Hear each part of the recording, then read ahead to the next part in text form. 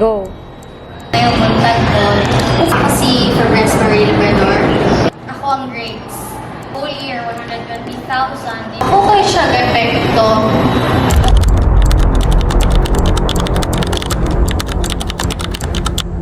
Tara, ubanan na to si Febres sa iyahang pagsulod sa eskwelahan.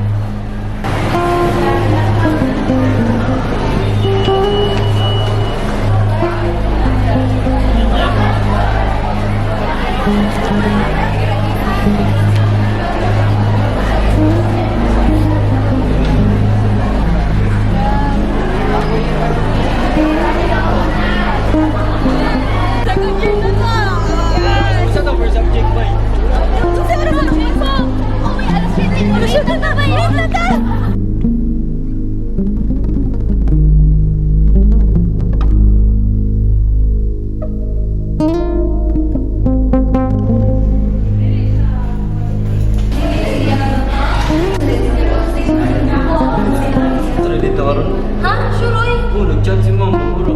Nag-just ako sa karo.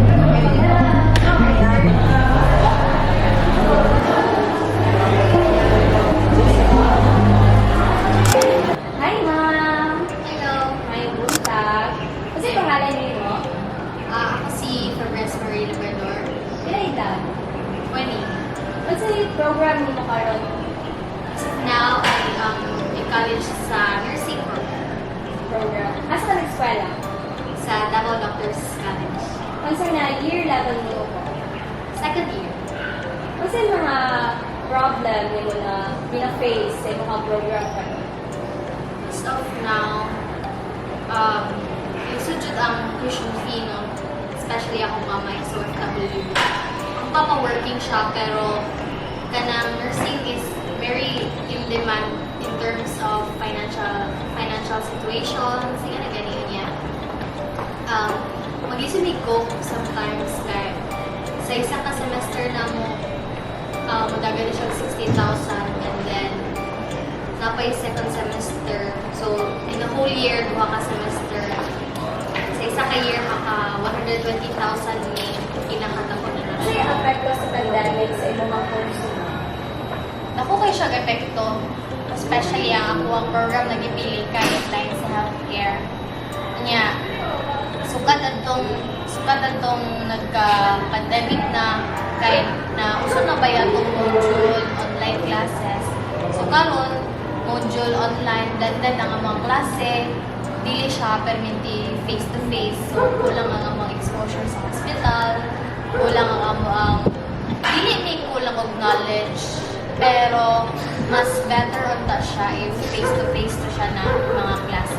Kasi mas prefer niyo online or face to face? Face to face, syempre, kay mas makatuon man siya ka pag nasa face to face kay mas ka malinaw compared sa online na naadji mga distractions, Facebook, TikTok, dagan kay distractions sa online. Pero pag face to face is mas ka maminaw kay mao ra may nasa yung mga tubangan yung mga CI, yung mga classmates. So, para sa inyo, ma'am, nakita na niyo as a problem sa imong course na dito ka karon. Kaya maka-apektan dyan siya.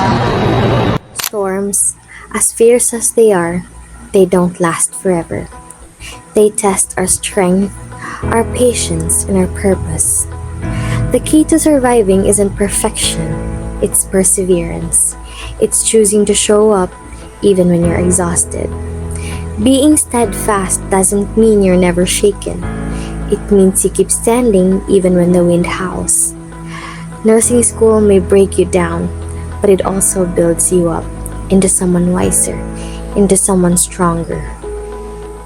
Despite it all, they keep going, not because they don't feel tired, but because they believe in the purpose of their journey. They know that one day, their struggles will shape them into nurses who not only understand pain, but have lived through it. Let us not overlook their strength. These students are not just learners, they are fighters, navigating a storm with resilience, heart, and hope.